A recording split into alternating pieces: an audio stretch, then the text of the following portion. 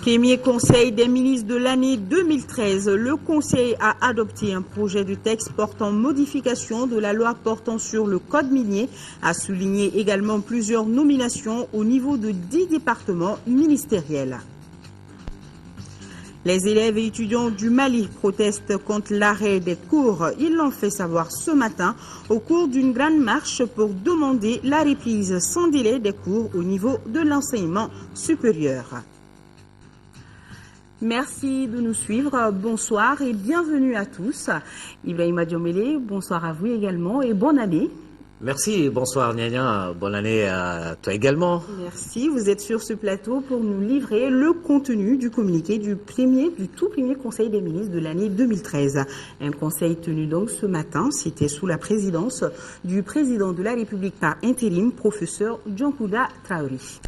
Tout à fait, Niania Alu, on va commencer par le chapitre des mesures réglementaires.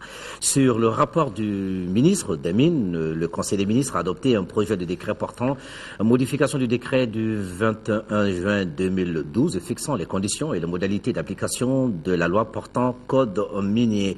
Le secteur minier dans notre pays est régi par la loi du 27 février 2012 portant code minier qui a introduit d'importantes innovations dans la gestion et la promotion du secteur.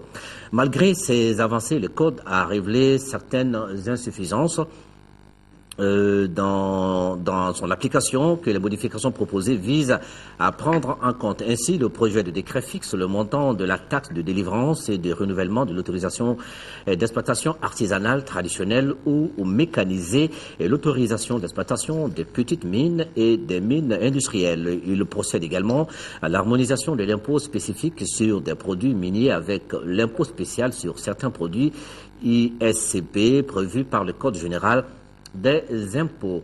Au chapitre des mesures individuelles, le Conseil des ministres a procédé à des nominations au titre des départements suivants. Ministère de la Défense et des Anciens Combattants, ministère des Mines, ministère de l'Éducation, de l'Alphabétisation et de la Promotion des langues nationales, ministère des Maliens de l'extérieur et de l'intégration africaine, ministère de l'Équipement et des Transports, ministère de l'Artisanat et du Tourisme, ministère du Logement, des Affaires foncières et de l'Urbanisme, ministère de l'Emploi et de la Formation professionnelle, ministère de la Famille, de la Promotion de la Femme et de l'Enfant, ministère de l'Environnement et de l'Assainissement, ministère de la Culture, ministère de l'Administration territoriale, de la décentralisation et de l'aménagement du territoire, ministère délégué est chargé de la décentralisation et de l'aménagement du territoire. La liste sera diffusée donc en fin de journal Alou Traoré. Maintenant, au chapitre des communications au titre du ministère de la Santé, le Conseil des ministres a examiné une communication relative à la politique nationale de nutrition. La nutrition est un aspect important du développement économique et social du pays et figure parmi les priorités du gouvernement à travers les différents programmes et projets de sécurité alimentaire, de réduction de la pauvreté et de développement. En dépit des efforts entrepris et des progrès enregistrés au cours de ces dernières années, la situation nutritionnelle dans notre pays n'est pas satisfaisante et le statut nutritionnel des groupes vulnérables que sont les enfants de moins de 5 ans, les femmes enceintes et allaitantes est préoccupant. En effet, selon les enquêtes nutritionnelles au plan national, un enfant sur 3 souffre de malnutrition chronique. Plus d'un enfant sur 10 de malnutrition aiguë et près de 14% des femmes enceintes et allaitantes souffrent de déficit énergétique chronique.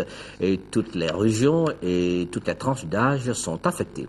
Aussi, en vue de minimiser les conséquences néfastes de la malnutrition et sur la santé et le développement économique, le gouvernement a, au sortir du Forum national sur la nutrition tenu en 2010, a entrepris l'élaboration d'une politique de nutrition.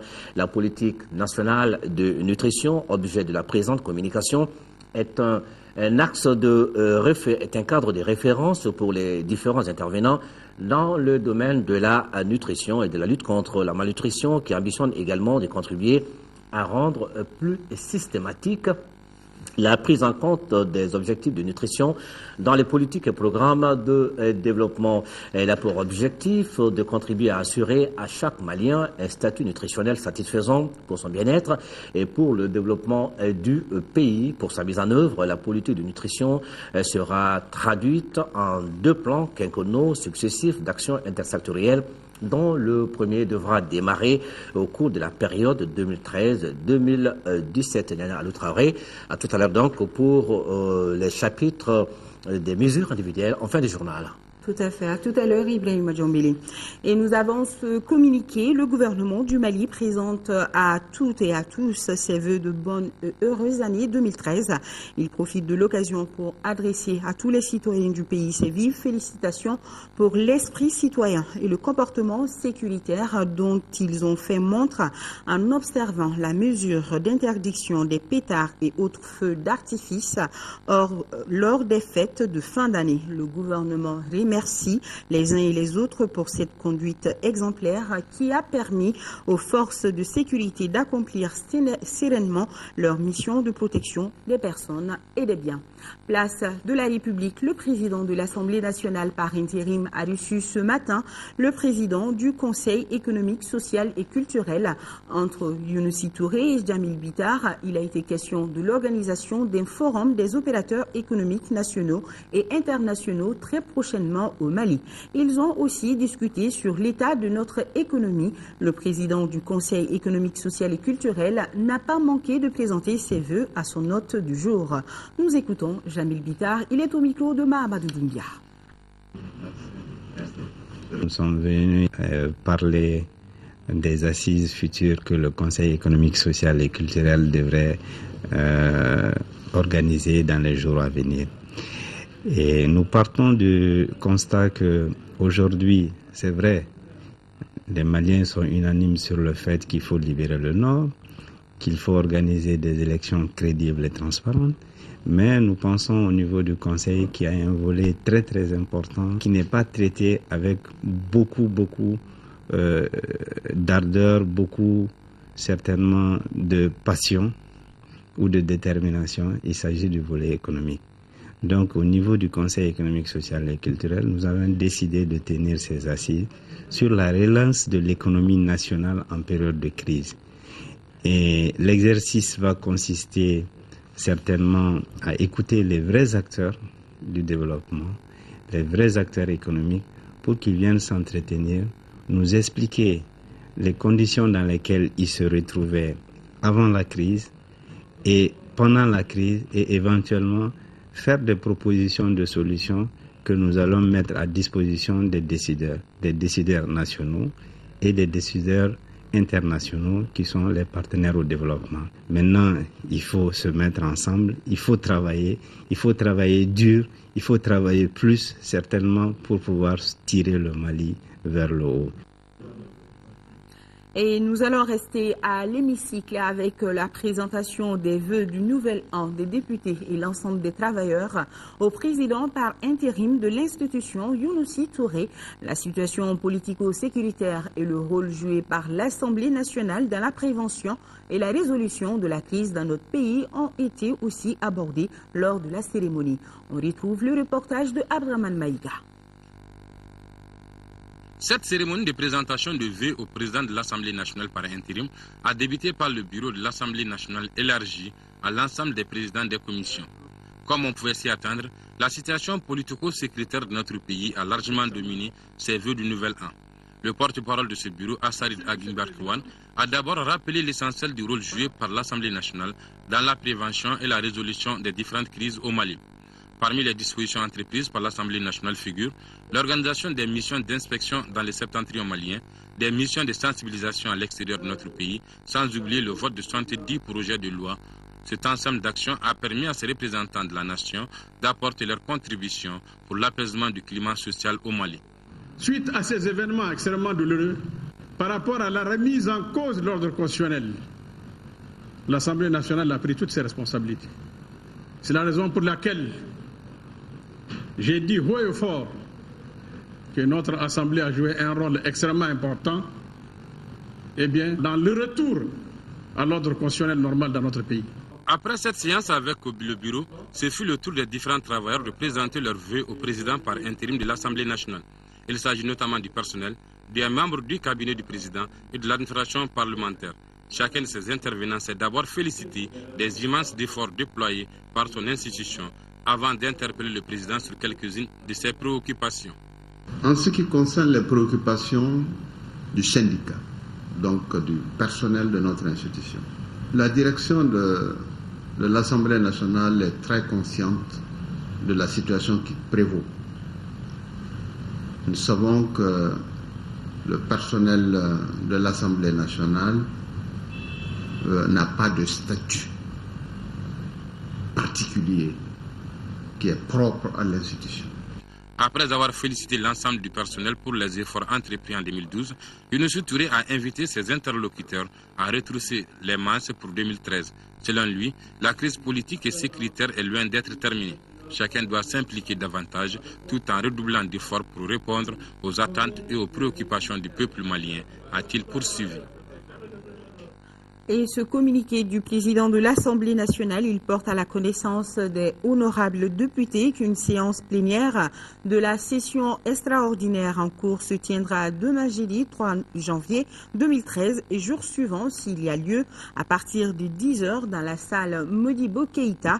Le projet d'ordre du jour porte sur des délibérations sur des projets de loi intéressant la vie de la nation, des communications, et le président s'est compté sur la présence effective des honorables députés et la séance est publique.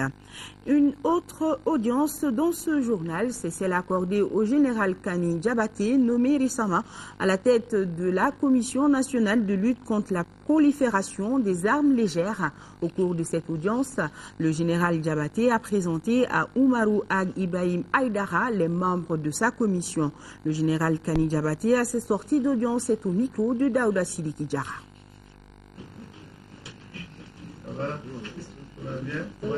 Les collectivités territoriales sont très importantes pour nous parce que ce sont des structures de proximité.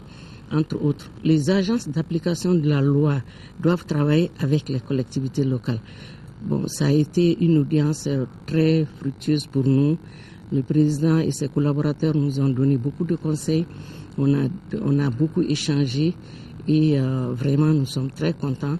Comment entendez-vous lutter contre la prolifération des armes légères actuellement? Si l'on se réfère à la situation que vit notre pays, surtout les septentrions qui est occupé par des djihadistes, alors est-ce que cet état de fait ne complique pas votre tâche? Vous savez, en termes de circulation des armes légères, ça circule au nord et au sud. On a fait un atelier sur un plan d'action. Toutes les communautés sont venues, de Danderaboukan, de Nyoro, toutes les communautés étaient là. Il faut qu'on essaye de mettre ce plan d'action en œuvre. Parce que le problème, c'est quoi?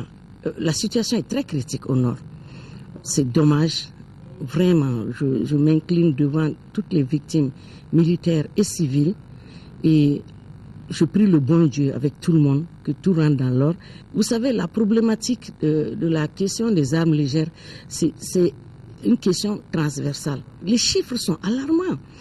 Il y a au moins 8 millions, selon une étude sérieuse, 8 millions d'armes qui circulent en Afrique de l'Ouest. Alors, ajoutez la situation que nous vivons. Alors, vous pouvez faire un peu une idée de ce qui se passe. La situation est très grave, mais il faut commencer par quelque chose. Et pour ça, tout le monde doit être impliqué, y compris les élus à la base. L'association des élèves étudiants du Mali a organisé ce matin une grande marche pour demander la reprise sans délai des cours au niveau de l'enseignement supérieur. Depuis plus de 3 mois, les cours sont arrêtés au niveau supérieur, donc une situation imputable à la grève des enseignants. La marche est partie du monument de l'indépendance à la primature où les marcheurs ont remis une copie de leur doléance au directeur de cabinet du Premier ministre. Les explications, c'est avec Mohamed Diarra. Trop, c'est trop. On veut étudier. Voilà en substance le slogan que scandaient les marcheurs. Les étudiants qui battaient le pavé sont conscients du fait que l'école malienne est dans une situation critique. Ils ne veulent donc pas que la grève enclenchée par les enseignants du supérieur aggrave la situation. C'est pourquoi les étudiants, loin d'incriminer une partie quelconque, demandent au gouvernement de prendre toutes les dispositions idoines afin que les cours puissent reprendre. La situation des élèves étudiants du Nord préoccupe aussi ceux du Sud. C'est la raison pour laquelle les étudiants demandent au ministre en charge de l'éducation de trouver une solution rapide afin que leurs collègues ressortissants du Nord puissent jouir pleinement de leurs droits civiques. La marche d'une heure est partie du monument de l'indépendance à la primature. Ici, les secrétaires généraux de l'AEM des différentes facultés ont rencontré le directeur de cabinet du Premier ministre, à qui ils ont remis une copie de leur doléance. Ça fait maintenant 3 à 4 mois que nous sommes là, ni toujours en train de faire du thé. Parce qu'on n'a pas autre chose à faire. Nous sommes levés pour réclamer nos droits légitimes, qui n'est rien d'autre que les études. Le professeur Oumar Kanouté apprécie la démarche des marcheurs et il se dit préoccupé également par la situation. Ce qui a surtout retenu mon attention, c'est votre prise de conscience. Et surtout, votre volonté d'être à la hauteur de l'espoir que un peuple, un pays est en droit de porter à sa jeunesse. Et les problèmes de l'école sont connus. Mais je voudrais vous dire que le gouvernement va s'atteler à la résolution de ces problèmes-là. La marche s'est déroulée sans incident majeur et les marcheurs se sont quittés dans l'espoir que leur message aura un écho favorable. D'une marche à une autre, les sympathisants du Front patriotique pour le Mali ont eux aussi battu le pavé ce matin. Ils ont quitté la place de la Liberté pour rallier la primature. Objet de la marche, union sacrée des citoyens autour des intérêts généraux des Maliens. Ils exigent également la tenue des concertations nationales, le soutien de l'armée pour la libération des régions du Nord sous occupation. Pour plus de détails, écoutons le président du Front patriotique pour le Mali, Boubacar Boubou Diko, est au micro de Agali Ag Aguissa.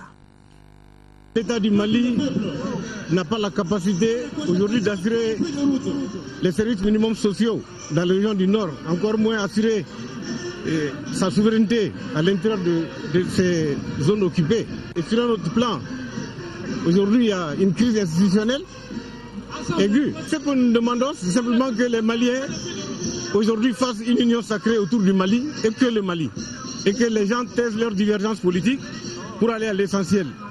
La solution n'est pas à un seul niveau. La solution, c'est avec toutes les forces vives de la nation et c'est là dans un cadre de concertation où un consensus politique peut définir la feuille de route et ce qu'il y a lieu de faire pour l'avenir. Il n'y a de souveraineté, il n'y a d'indépendance que quand on a la capacité intrinsèque, n'est-ce pas, de défendre son pays et d'assurer la sécurité et la souveraineté à l'intérieur de ses frontières. Il n'appartient pas à une armée étrangère de le faire. Nous n'avons que ça, on doit la rendre disponible pour pouvoir assurer ses missions régaliennes, à savoir la défense de notre souveraineté et de l'intégrité de notre territoire.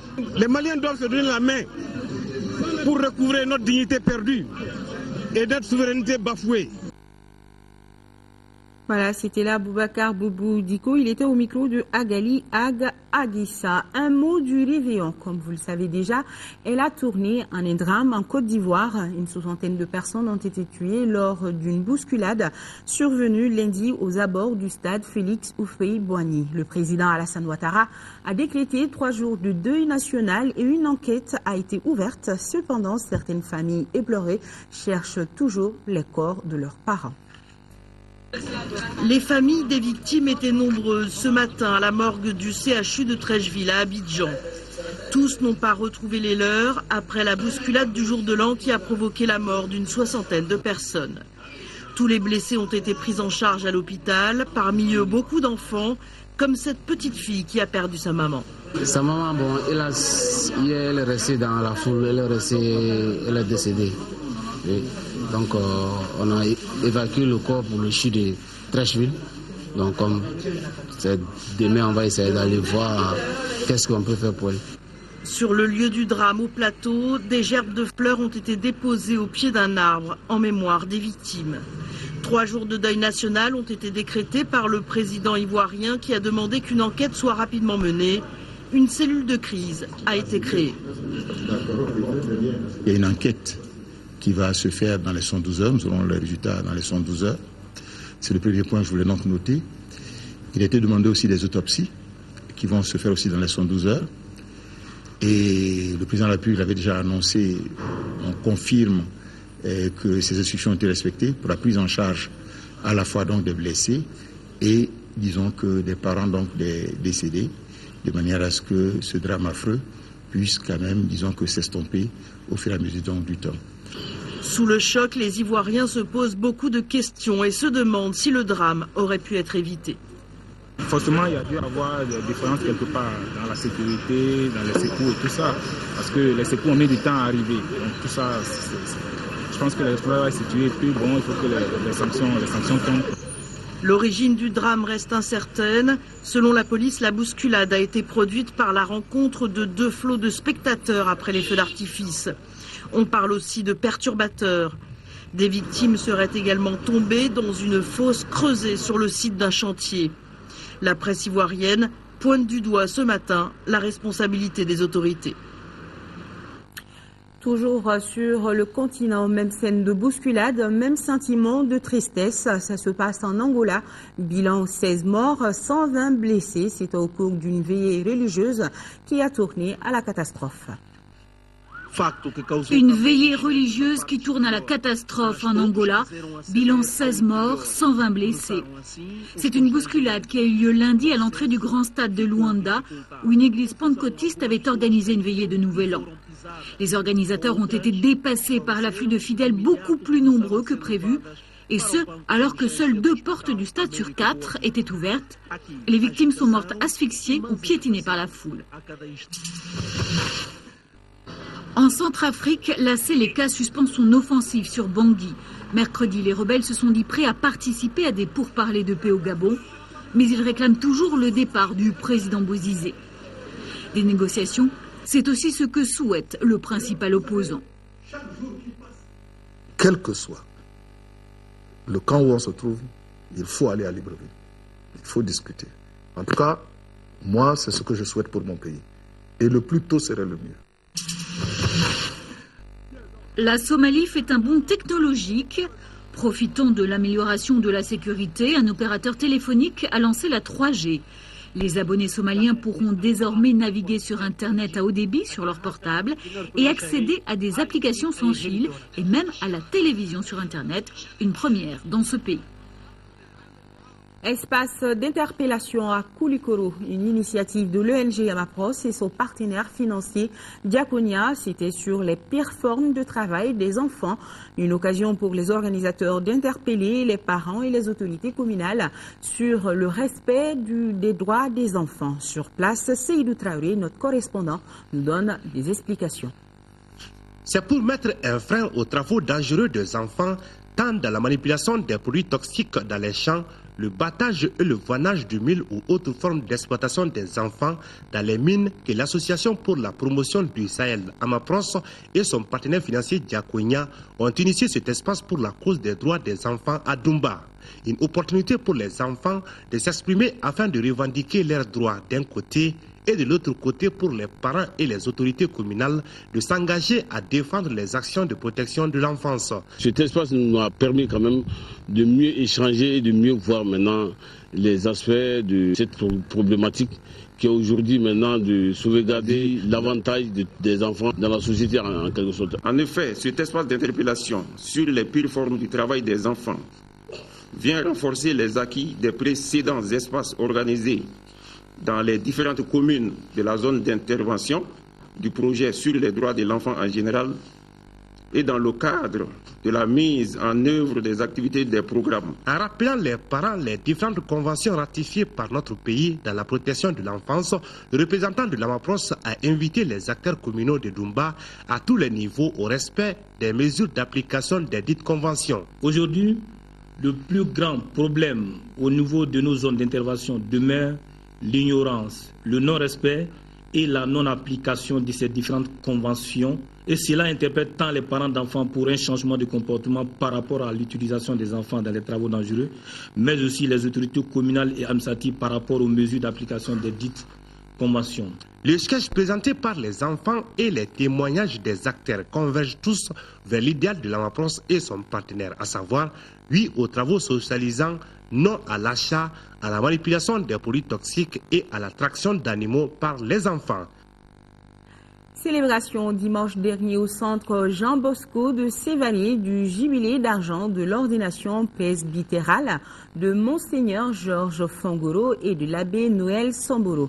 Le reportage de Laurent Giacchiti. Ils étaient tous là, parents, amis, autorités administratives et religieuses, invités des pays amis et de nombreux fidèles de l'église communion fraternelle du diocèse de Mopti pour assister à la célébration du jubilé d'argent d'ordination presbytérale du père évêque Georges Fongoro et de l'abbé Noël Samboro. En effet, durant 25 ans, ces deux pasteurs ont embrassé le mystère de la croix pour annoncer l'évangile de Jésus dans les joies comme dans les peines. Les joies dont je me souviens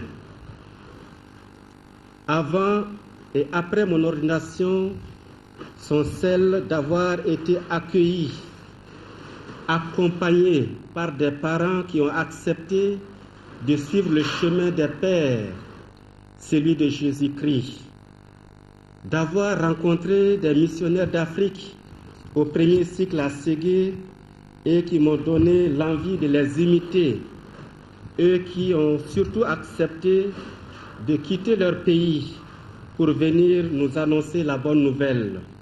Les quelques moments d'épreuve vécus sont la reconnaissance de mes propres limites, de mes infidélités, de mes éloignements du Maître et de ceux et celles vers lesquels j'avais été envoyé. En célébrant ensemble le sacrifice de la réconciliation, les jubilaires ont réaffirmé leur attachement à leur devise d'ordination presbytérale de 1987, à savoir « Consacre-les dans ta vérité, ta parole est vérité ». À la fin de la cérémonie, la famille diocésaine de Mopti a remercié Dieu pour ses 25 ans de grâce et de bienfaits et souhaité dans la joie, longévité et courage à Monseigneur Fongoro et l'abbé Samboro dans la poursuite de leur mission. Avant de refermer ce journal, nous retrouvons Ibrahima Djombele qui va nous livrer la suite du communiqué du Conseil des ministres. Et je crois que c'est la partie nomination que vous allez nous lire maintenant. Absolument, je reviens avec le chapitre des mesures individuelles. Le Conseil des ministres d'aujourd'hui donc a procédé aux nominations suivantes au titre du ministère de la Défense et des anciens combattants aux fonctionnaires de défense auprès du ministère de la Communication. Colonel Moussa Bala Kamara, haut fonctionnaire de défense auprès du ministère de la Culture. Colonel Mama Tchekoura Dambélé, directeur général de l'Office national des anciens combattants militaires retraités victimes de guerre du Mali, le général de brigade Amadou Sagafourou Gueye, directeur de l'information et des relations publiques des armées, colonel Suleiman Maïga, directeur adjoint de l'information et des relations publiques des armées, commandant Suleiman Dambélé.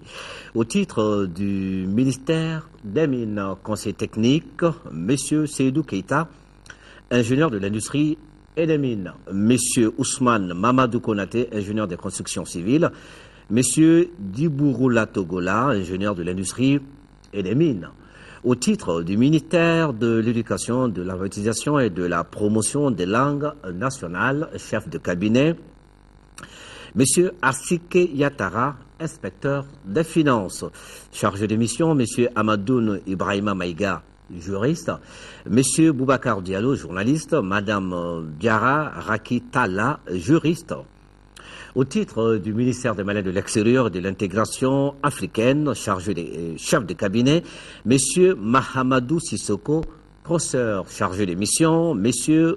Mokhtar Sissoko, juriste, Mme Aïdara Oumoutouré, professeur, M. Amadou Oumar Diallo, journaliste. Au titre du ministère de l'Équipement et des Transports, secrétaire général, M. Amadou Al-Djouma Touré, ingénieur des constructions civiles, chef de cabinet, M. Gabouné Keita, ingénieur. Conseiller technique, M. Issa Assimi Diallo, ingénieur des constructions civiles, M. Al-Qaïdi Amar Touré, administrateur civil, M. Adi Nyang, ingénieur des constructions civiles, M. Marie Traoré, ingénieur des constructions civiles, M. Sina Sanogo, ingénieur des constructions civiles. Chargé de mission, M. Elhaj Oumar Tal, journaliste, M. Modibo Massaman Traoré, ingénieur, M. Malé Danfaka, ingénieur. Directeur des finances et du matériel, M. Suleiman Djonkunda Dambélé, inspecteur des finances. Directeur général de l'Institut national de formation en équipement, M. Mohamed Salia Maïga, professeur de l'enseignement supérieur. Directeur général de l'Agence nationale de l'aviation civile, M. Issa Malé Maïga, ingénieur de la navigation aérienne. Directeur général de l'Agence d'exécution des travaux d'entretien routier, AGEROUTE, M. Modibo Keita, ingénieur des constructions civiles. Directeur général de la cellule des travaux routiers d'urgence, CETRU, commandant Abdourahman Wologem. Au titre du ministère de l'Artisanat et du Tourisme, conseiller technique, M. Zoumana Koulibaly, administrateur civil. Au titre du ministère du Logement, des Affaires foncières et de l'Urbanisme, chef de cabinet, Mme Terra Fanta Terra, ingénieur chargé des missions, M. Abdul Karim Kone, ingénieur, M. Missa Samake, ingénieur, M. Amadou Obotimbe, professeur. Au titre du ministère de l'Emploi et de la Formation professionnelle, chef de cabinet, M. Moussa Doudou Aïdara, économiste. Conseil technique, M. Youssouf Koulibaly, administrateur civil, M. Zoumana Satao, administrateur du travail et de la sécurité sociale, M. Dubril Angoïba, inspecteur des services économiques, M. Babasamba Mahaman, administrateur civil. Chargé de mission, M. Amadou Konaté, journaliste, M. Jamal El Oumrani, économiste. Au titre du ministère de la Famille, de la Promotion de la Femme et de l'Enfant, conseiller technique, M. Abdul Wahidou Maïga, magistrat chargé de mission, M. Mahaman Mahalmadan Touré, professeur, Mme Raïchatou Walet Al-Tanata, journaliste. Directrice du Centre national de documentation d'information sur la femme et l'enfant, Mme Maïmouna Koulibaly, professeur principal de l'enseignement secondaire. Au titre du ministère de l'Environnement et de l'Assainissement, chef de cabinet, M. Siaka Batuta Bagayoko, ingénieur chargé des missions, M. Abdallah Ag Idas Imik, gestionnaire, M. Demba Koulibaly, gestionnaire, Mme Ati Younoussa Maïga, journaliste. Inspecteur en chef adjoint à l'inspection de l'environnement et de l'assainissement, M.